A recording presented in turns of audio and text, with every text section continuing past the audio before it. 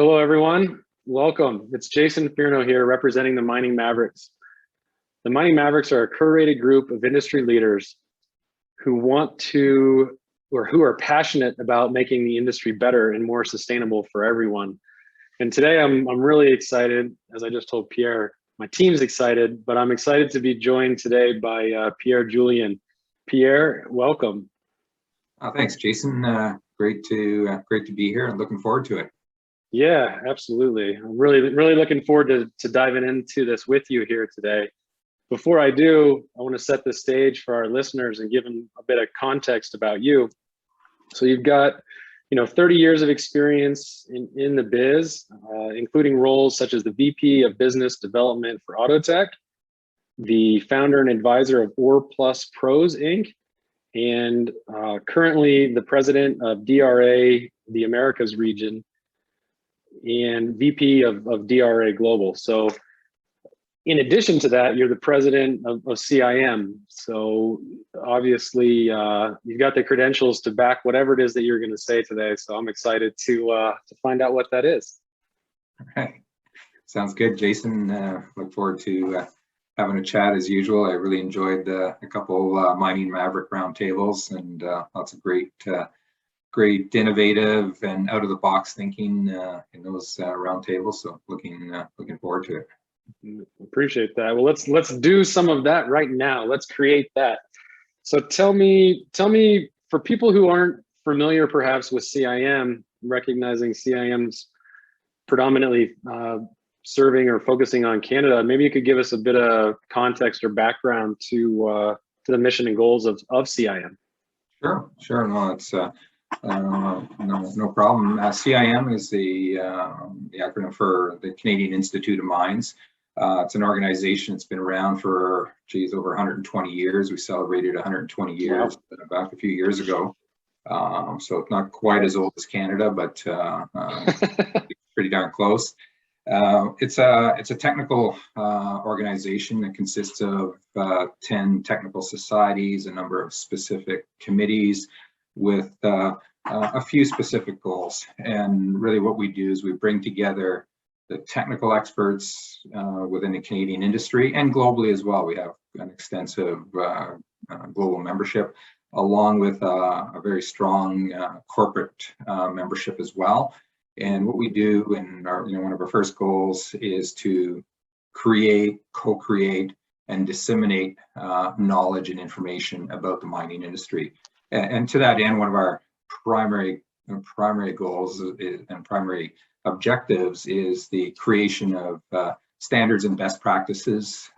And I think there's a good example of that, of a standard that's been adopted globally, would be all of the best practices that were created around the NI 43-101 reporting, mineral reporting compliance. And these are the standards that are used for financing, raising money in Canada, certainly in where on any given year, 45 to 60% of global mine finance basically flows through Canada, Toronto, and Vancouver. And so that's a significant amount of finance, billions of dollars, and that is all underpinned by standards, those reporting standards of your mineral resources, your preliminary economic assessments, your PFS, your feasibility studies. All of those are done on the back of best practices, which are developed by CIM, and those best practices have been adopted by a lot of other mining jurisdictions, and are something that brings the industry to Canada. And it's one of the reasons that Toronto has really become a global mining center, because you have all of that ecosystem that's come together between consultants and minerals, legal, commercial, mining companies, all of that machinery that works around advancing projects has come together. And really the glue that brought them together were NI 43-101 and those best practices developed by CIM. So that's one example of the standards, and there's a lot of those. The other goal is to create those best practices for not only Canadian miners operating in Canada, but those Canadian miners operating globally as well. Take those best practices, whether with regards to mineral processing or mining methodologies or environmental standards, what you name it. They bring those Canadian standards to the jurisdictions where they operate. And to that end, we even have developed, as a result, there's a couple of CIM branches in, we have a CIM branch in Peru, in Lima, we have a CIM branch in Santiago, and really it's to allow those people to come together and share that knowledge and best practices. So that's some of it. We want to unite people, engage them, bring that expert community together. And finally, probably the third big goal, and when we speak about some of the challenges of the industry, but is to bring awareness to society in general, engage society on the contributions that mining makes to society. And I think we've failed, I think we've spoken about it before, we've really failed miserably as an industry in doing that. And so that's one of our objectives. We've been working at it for 120 years and don't seem to have moved the dial a lot. And we need to come up with some new ideas. And I'm looking behind your shoulder. We need to do something epic to move that dial. No, I couldn't agree more. Thank you for that. I think there's a lot to what you just said and a lot behind the CIM machine, if I can be so bold to call it that. But I think it's great, and I think the focus is on a lot of very positive areas. One of the things that you'll hear me say about CIM in particular that really excites me is that you put on the Global Project Symposium, which is the only focus that I see within our industry on projects. And before we hit record, when we were just catching up, one of the things that we talked about was that there are no standards per se for projects. And I think that the result of CIM putting focus on projects is a powerful one. And I personally and professionally really appreciate that. Yeah, thanks, Jason. It was really, that was the brainchild of one of my CIM predecessors, Roy Slack, who's Sure. I think you've spoken to many times. And when talking to Roy about it, when we thought about it, we have, and when you look at why projects fail, everyone's looking for a silver bullet. One reason is the contracting type, or you didn't have the right mining method. Everyone's looking for some magical answer, but Sure, every project fails for different reasons. And when you look at CIM across our technical societies, you have the experts in the areas of what cause project failures. So we bring all those technical experts together in their specific technical societies, but we never bring them together with a focus on projects and cross-pollination of people from, we have a mineral economic society, we have a mineral processing society, we have a safety society, projects, we have mineral resource and reporting committee. So if you look at those individual societies and find projects that have failed, there were probably reasons that were specific to each one of those groups. Now we want to bring all those folks together, bring in their expertise to focus on projects and understand, try to get to a point, and maybe out of that symposium, if we're optimistic that maybe we can get to some standards, best practices for projects in the future. But we'll start with having a conversation and bringing those folks together, and maybe if we just get to an understanding that there is no silver bullet here, the projects are complex and need to be treated individually. So that would be a success. Yeah, no, it will be a success. I know it will be a success, and I know what you've got on the agenda. So the topics are really good. As you were speaking about all those different divisions, what I was telling myself, or the thought that kept going through my mind, is that the theme that cuts horizontally across each of those elements is people. And one of the things that we've learned through our conversations, yours and mine included, is that the human element and how humans make decisions and psychology and stuff like that is not a topic that we speak about, but at the same time, the common denominator for projects is people. And I think you're giving me the opportunity to speak about collaboration and collaborative contracting. And one of the things that we'll definitely harp on is human behavior and how we make decisions and how we work together and collaborate. And I really see that as a piece that's missing within the conversation. So I appreciate the opportunity to have a space to talk about that, and hopefully, people can gain some insights from that. I don't know what you think. Yeah, absolutely. The collaboration component, we both agree, is absolutely critical. I was out to dinner with a client yesterday, and a fairly forward-thinking one, and his view was on this project, we're all going to win together, or we're all going to fail together. I love it. And that's a different and refreshing view, because we somehow got to a point in this industry where one side won if the other side lost. But at the end of the day, if both the owner of the risk and the person they've assigned the risk to don't win, then the project's going to fail and the industry is going to fail. So, yeah, I totally collaboration agree. in people are, and I have to thank you very much with regards to some of that science behind collaboration. And once you delve into it, you start to understand why things don't happen so easily, because collaboration is difficult. Right. No, it is. And it's go ahead. It's about people. People are complex. If people were interesting, we wouldn't want to talk to each other, because we go, so the reason we like to engage with people is because they're interesting. They're interesting because they're complex. And that's right. Yeah. And we're like snowflakes, right? No one of us is exactly the same as the other. What I think is really cool about that, though, is that there are patterns, and you can see patterns within human behavior if you understand, some of the psychology behind and physiological. I don't know how to say that word. The way the body's chemistry, if you can understand some of that, you can see, well, they did this because of that. It's a cause and effect, and that cause and effect we can bring to the forefront of how we engage with other interesting people to do powerful things. 1 + 1 doesn't equal 2. 1 + 1 is exponential in terms of what we can do. You've got to get the balance right, of risk, reward, and all of those things, but the power is there nonetheless, no question.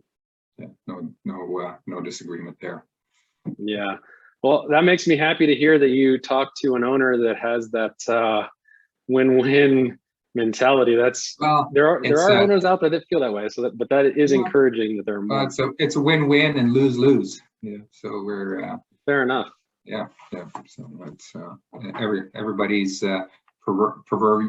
proverbial butts are on the line. Then we're going to work together to solve problems. We're not going to back into each other's corners to defend our positions.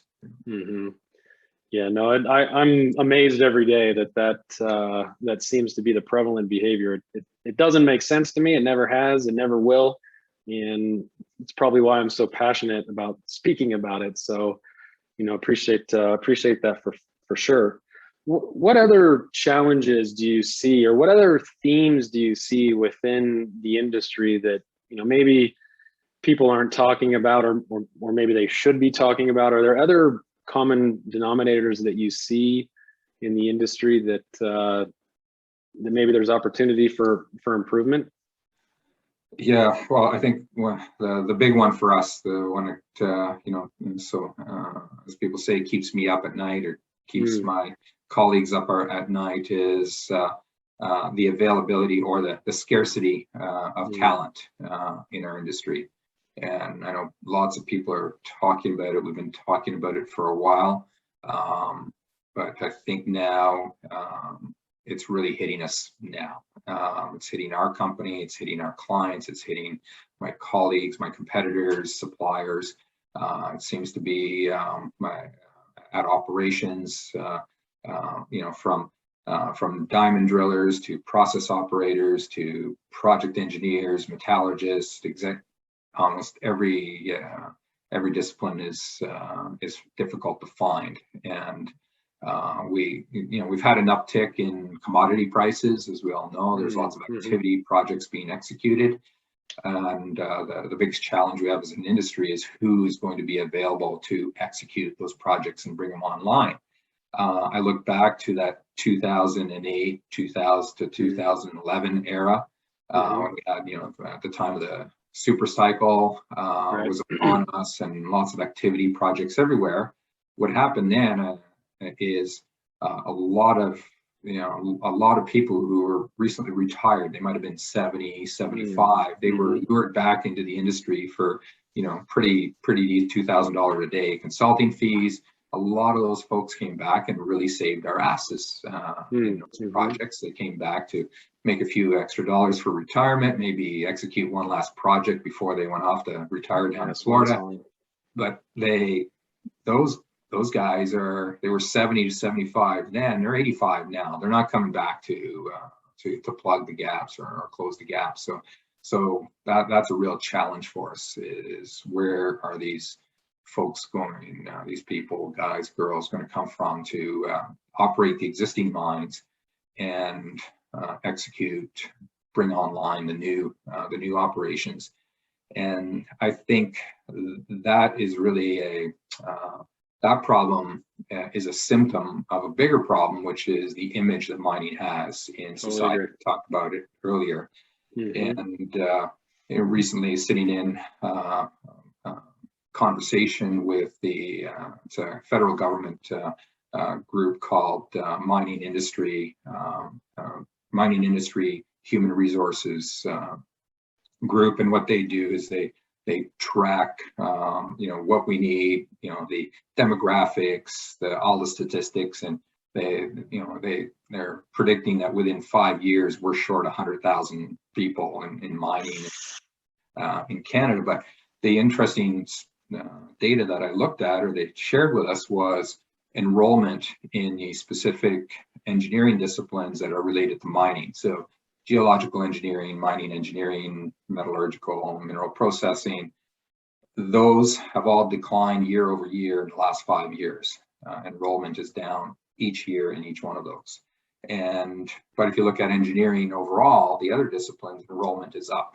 And the reason why, when you interview students, is the image of this industry. We still have an image that this is a dirty industry, that we dig holes in the ground. People see the Yukon gold hunters blasting riverbanks out of the north, and they think this is what mining is. And we've had efforts, CIM, SME, PDAC, our mining association, we've all had efforts to try to change that and engage society. But frankly, like I said earlier, we haven't moved the dial, and enrollment continues to go down. People aren't attracted to our industry, when the reality is we deploy some of the most sophisticated technologies on the planet for finding minerals, for processing them.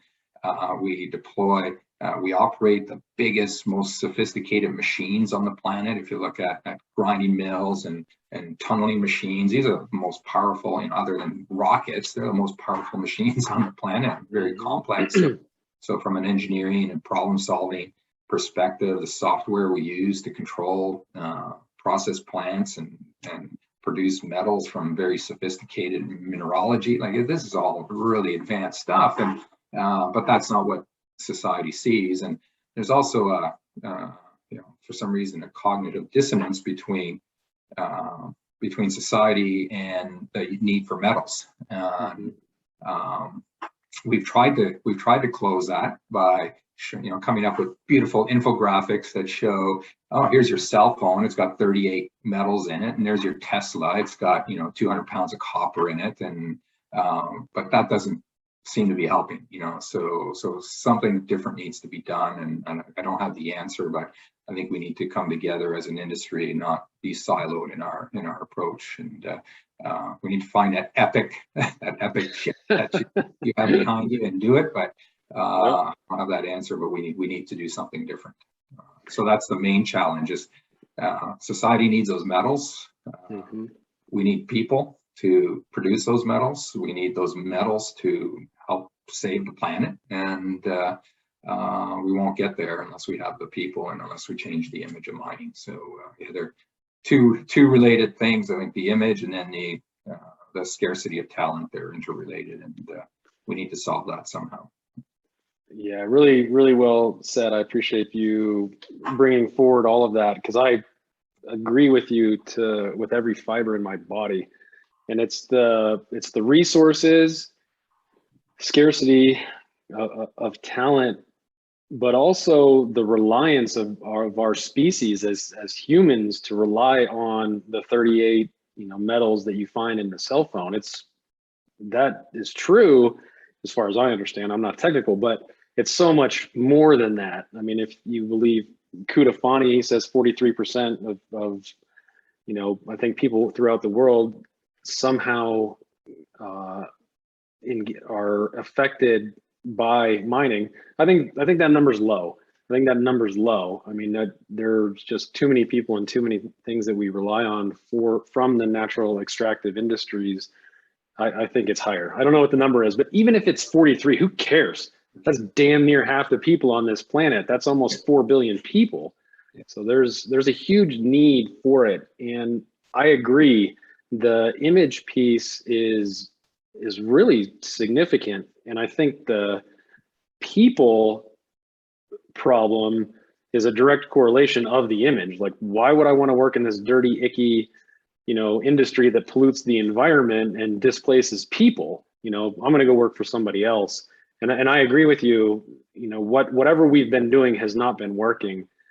And you refer to my sign. I can tell you that my team and I have some ideas about how to change the needle, but we're not quite ready to roll that out yet. But more to come for sure. Let me know. For sure.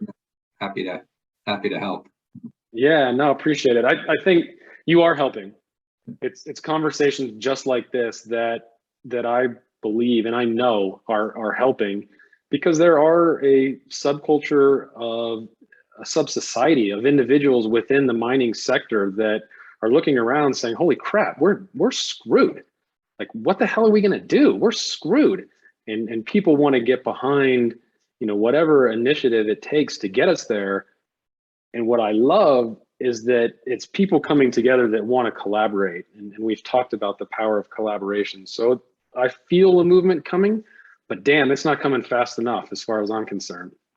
Yeah, I don't know what you feel. Yeah. Yeah, I agree. I feel the same. And in fact, I probably would have been on the side of let's continue to try to change the image of mining a few years ago. But I've come to the point now where I go, you know what, this word called mining is probably too badly damaged, and maybe trying to change the image of that word, it's maybe not possible, and maybe it's time for a whole new rebranding. And it's probably something controversial coming from the president of CIM, Canadian Institute of Mines, but that word it's damaged. Let's just, I know that might be controversial, but even personally, I've started, when people ask me, what do you do? I used to say I work in mining, and they say, well, what do you mine in Toronto? And I go, well, we don't mine in Toronto. But now I've changed that in the last year to say, well, I'm in the metals and minerals production industry. Oh yeah, tell me about that. Well, we make copper and lithium for your Tesla. Oh, that's cool. So as opposed to, oh, mining, where do you dig the hole? So that may be a small part of it. We need a rebranding. Yeah, no, and my team and I reflected. You said that before. I've heard you say that before, and I've thought about that and really processed that. I love the concept from the standpoint of rebranding and repositioning ourselves, and giving ourselves a fresh start. What I was uncomfortable with maybe was hiding behind that. Like, we're still mining. We're still digging holes. Yeah. We're still digging holes. We're still taking rocks, making them into smaller rocks, and putting them through a facility to create the end product. So that hasn't changed, but I do like the angle of rebranding. I think there's a lot of good thought that went into that. We'll let you and your team process that and come up with that epic stuff that's going to be the solution.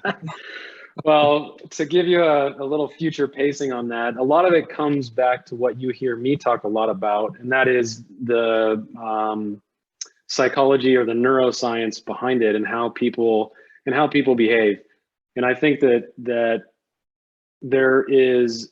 that's a bit taboo too, to go into an industry that's hundreds of years old and say, no, it's with the way that we're thinking is wrong, the way that we're behaving is wrong. People are like, you're, a hippie and you're doing this. And maybe we are, but I think the industries that are progressing and that are growing are the ones that have tapped into the potential that humans bring to the table, and also really focus on how they behave and how they make decisions, because we've said this 1,000 times, people build projects and people will keep building projects. All the innovation aside, you still have the human element and we cannot ignore it. And from my vantage point, we've been ignoring it, and it's time to stop doing that. Yeah, I agree. So that's the epic shit we're coming up with, and there'll be more of that to bear. But I'm excited, Jason. Oh, good. Well, yeah, we are too, to be honest with you, Pierre. So appreciate that, and appreciate the support that you've given us to date. So with that, maybe a question, because I know you've got at least a daughter who's growing into her, or ramping up to get into her professional career. And I apologize, I don't know I think you might have another one, but I don't remember. But what is the coaching that you give to your daughter and her friends? Like, what are the things that you would want to say to them about our industry, or about what they can do to participate in, maybe the change or the evolution that I think mining so desperately needs? Yeah, that's a difficult question, or difficult to answer. There's no, as you know, if you have teenage kids, trying to tell them anything and have them be some guy with gray hair is almost impossible. I think what changed it, my daughter didn't start university. My second daughter is in fourth year geological engineering. She didn't go to university with the intent of being in the mining industry, although she sort of grew up with it with me.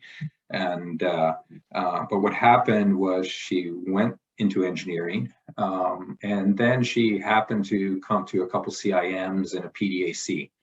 And I think that the experiential factor of her being exposed to people, seeing that there was smart people, they weren't evil, they weren't trying to, from what she could figure out, they weren't trying to rape the world for nothing but profits. And then she saw there was a lot of cool stuff going on in geophysical imaging and all of these things, and AI. And she said, oh, okay, but it was through her own experience being exposed to exposed to mining, and exposed to this through coming to these conferences and going to some of the events that had been planned that first thing. So I think based on that, we really do need to ramp up our game.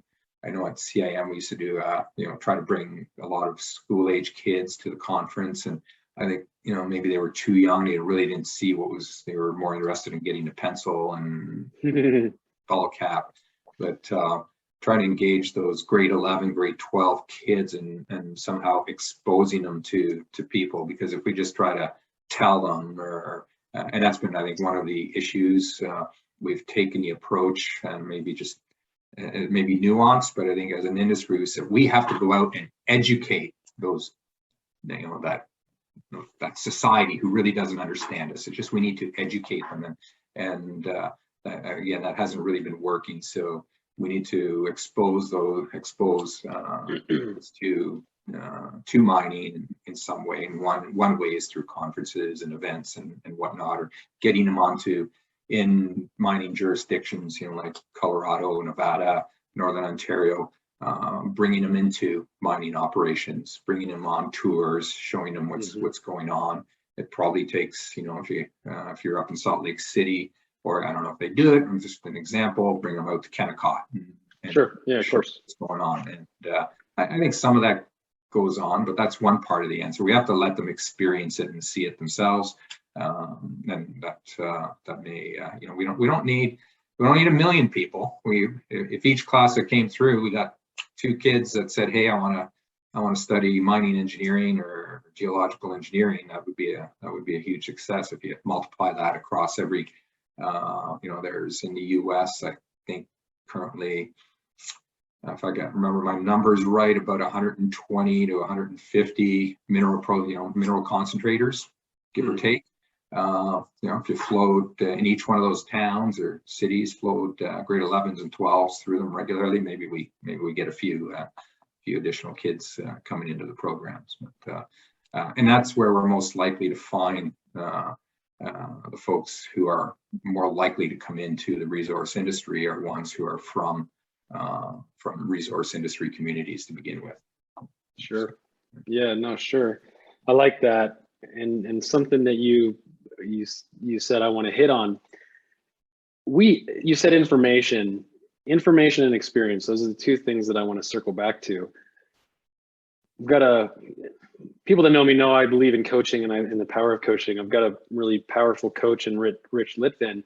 And what he says is that people don't need any more information. All of the information that we need is a device away in a quick query. What people need is a couple of things. One is insight. So what is something that you learn? What does a kid learn by looking at a process facility in Elko, Nevada? Like, what's something he or she can take away from that and then carry forward? But also to get that experience, to see, a big sag mill turning, or to see the size of a 777 or a 787 or whatever, and to give that experience. I think those are two powerful ideas that I guess are overlooked, because it just doesn't seem that, as you said, we're really moving the dial or moving the needle. And damn, it would be nice if we could find a way to do that. Yeah, no, I think that's certainly part. There won't be, like every other problem, there won't be a silver bullet solution. It's going to be a combination of small initiatives that are going to move us there. Yeah, totally agree. Yeah, totally agree. So let's see. So let's talk about, I know you're aware of more cool things in the industry than I probably am, because you're so well versed. So what's an innovation, or what's an idea or some aspect of sustainability that you've seen that you think, deserves some airplay and deserves, some more attention perhaps? Yeah, I got a few thoughts on that. One of them is, please. One of them, I think there's we've lost focus on the basics. So we get caught up. We have innovation conferences with innovation themes. We've got all kinds of innovation organizations going on here in Canada and the US looking at innovate. But interestingly, I was on a call with a major mining company about a week ago, and we were talking about some AI tools to optimize their process plants. And I was dumbfounded to hear that in this major mining company's operations, 50 to 70% of their process loops, and you're not a process guy, I think, but their process loops are not running in automatic, they're running in manual. So these mineral processing plants have all of this instrumentation and process controls and distributed control systems and sensors that are supposed to be there to control various loops within the plant. An operating plant has about 100 to a typical small concentrator. Standard concentrator has between 100 and 300 control loops. All the technology has existed for 30 years. When I started, I'm a process control guy. I went up to Kid Creek Mine. Back then, I remember going to that mine, probably 80% of the loops were running in automatic. So why is it today, with all the advancements in technology, we still have process plants that are running with 20, 30% of the loops in automatic, and an operator sitting there not having a confidence in that? And it's because we've kind of forgotten about the basics. We've forgotten about maintaining, calibrating the transmitters in the plant. We've forgotten about going to tune or stroke the valves and tune. Nobody knows how to tune a process. So those are very fundamental things that are no longer. And part of it is that the industry is focused on looking for big ideas on innovation. They're investing there, but they're no longer investing in the instrument techs and the mechanics the people that you need at the site. So that's be one of my rants is that yeah, there's some innovative stuff that needs to happen, but if the first thing that we can do to help the environment is to ensure that for every ounce of rock that we take out, or every ton of rock that we take out of the ground, that we extract every milligram of metal that is possible to get out of that. And the only way you can do that is by ensuring that your baseline operations, your analytical equipment is fully calibrated and those things are finely tuned, because you've done all the work, you've displaced the, you've displaced the land, you've used water, you've used energy to bring it out. If you are now putting that material out to tails, that's a big mistake from a sustainability perspective, because and that's what happened. That's why we can go back now and reprocess tails from 50 years ago or 100 years ago and get metals out of them. But then back then the technologies didn't exist. But to be doing that today, not maximize. So just maximizing recovery is a huge thing that you can do to advance sustainability. There used to be a mentality in the industry. It was easier to push tons than increase recovery. And now it's true. It's easier to push tons to get more metal. But now we need to focus on recovery, not just pushing tons. And, so I think we need to go back to those basics and make sure the fundamentals are taken care of. Then once those things are there, then it makes sense to use these new tools, these expert systems and AI, because at the end of the day, those tools do not work if the fundamentals aren't in place anyways. And that's why I can almost guarantee you go to those plants with all those loops running in manual. I guarantee you in the last 15 years, they've implemented an expert control and an advanced control system, and it's sitting in the background turned off and not being used, again, because they invested in all that money to put it in, but they didn't take care of the basics to make it operate. So yeah, one of my pet peeves in the industry. Looking on the forefront of innovation, there's lots of super cool stuff. We could talk for a whole other hour about the tech that's being deployed, but one of the technologies we're involved in installing and doing some engineering work in our company is on coarse particle flotation, hydrofloat technology plug them irradiates technology out of the US. They've developed this over the last 10 years. It's pretty cool. Flotation, it's a hybrid flotation technology that allows you to float particles that are much, much heavier than they were in the past. So if you can float heavier particles, you don't have to grind the rock quite as fine. And as you may know, the comminution portion of the circuit consumes the vast majority of energy in a plant. So the less material grind to begin with, and then you don't have to grind it super fine, and you save a lot of energy. And that's one of the cool technologies that's being deployed now, and it's got a lot of interest.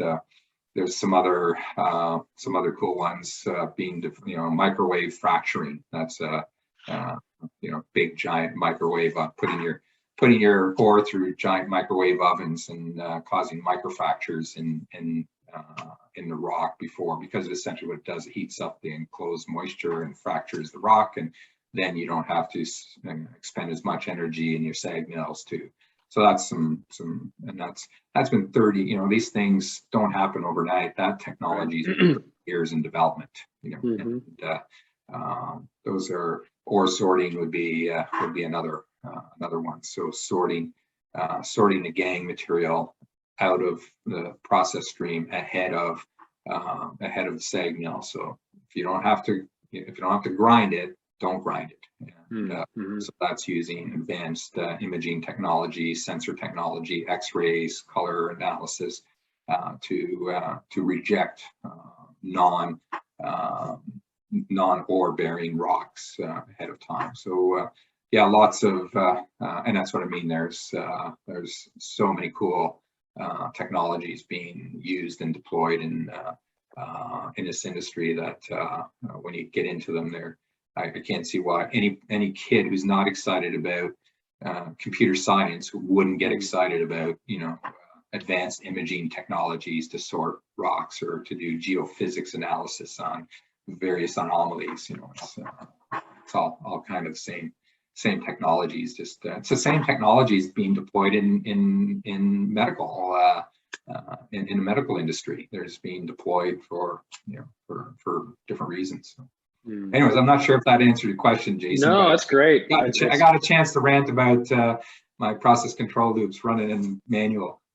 That worked out perfectly. I couldn't have teed it up any better. So thank you for that. And you're right. I'm not a technical guy, but I did start as a computer science engineer in college, and one of the co-ops that I had was with Rockwell Automation in their process control group outside of Cleveland. So I understand and appreciate what you're saying, but I want to really highlight and make sure I got the numbers right. You said that when you started 30 years ago, I think you said 60 to 70 or something of the loops were automated. Yeah, running in automatic. And today, less or no more than those. We haven't moved the dial on that either. Operators are still in there doing manual adjustments because they don't trust. The reason they do that, the reason they switch them off, is they don't trust the signals that are coming in, the inputs or the reactions. So it's mind-boggling that we're. It is, but I guess it's mind-boggling, but it's maybe not surprising. If you look at the statistics and some of the things that you see within the industry of what our results look like, you can understand and appreciate why that problem is perhaps systemic, but certainly there. So I appreciate you sharing all of that, because I think it's a good, I wouldn't call it a rant, but it's a good opportunity for people to hear about some of the technologies that are advancing. But the biggest takeaway for me, Pierre, is go back to the basics. Like, just go back to the basics. Do it right. You need the foundation before you can build up. So build that foundation by going back to the basics, because in reality, the basics we understand, and it shouldn't be that complicated. So let's build a foundation that we can then leverage and stack. Yeah. So I really like that. Yeah, it's very similar to our conversations we've had about projects. We've executed successful projects in mining for 50 years. It's not every project that's so there are basic methodologies to executing projects at work, and but for some reason we seem to forget what some of those things that have been successful in the past are, and look for new innovative concepts when let's just return to the basics and execute some of the ways that we did in the past, because we used to build mines on time, on budget in the 1960s, and we didn't have the computing power, and we didn't have BIM 360 or Microsoft projects, or we had drafting tables and paper scheduling.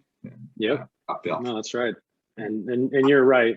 I mean, the analogy that I use, maybe it's a US one, but it's just go back to blocking and tackling. And I don't know what the hockey equivalent of that is, but for NFL, it's for football, blocking and tackling. Just go back to the basics, get that right, and then build. And I've had conversations with others about exactly that. We were building projects in the 60s successfully. We didn't have any computing speed whatsoever, or even cell phones or a way to communicate with people. I mean, none of that existed. Yet we still were able to build projects on time, on budget. So I think it's super salient points you're making, Pierre. So thank you for that.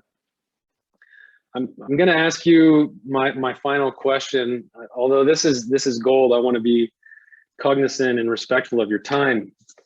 The final question is going to be this. It's a two-parter. Where do you want the industry to be in 10 years? And where do you think it's going to be? So you can pick or choose the order that you want and answer that however you want, but be really interested in your thoughts there. Yeah, maybe I'll start with the latter part. Where is it going to be? I don't have a crystal ball, but I certainly see the structure of mining. When I started in 1985, in Canada there was Noranda, and Noranda was a fully integrated from exploration through to refining and everything in between. And that was the Phelps Dodge model. That was the that was the Outokumpu model in Europe, Boliden, fully integrated mining companies, and we've come moving forward, if you look at the industry today, we have a model where there's some of that left a little bit, not so much, but we've really broken up into specialized pieces of that full value chain. So to the point where we have some mining companies today, well, they wouldn't even call themselves mining companies, they're financial owners, where, and even many mining companies no longer do any, greenfields or grassroots exploration. They depend on acquiring junior mining, so they're out of the exploration game. Then you have the next step. You have mining companies that no longer mine, so they contract out all of the mining. So it's all contracted out mining, all outsourced. Then you've come to the next stage now, where you have mining companies aren't doing exploration, aren't doing mining, and are outsourcing their mill operations. So our company operates some 20 plus. So now the mining company is not doing those three things, but they're still a mining company. But what is their expertise?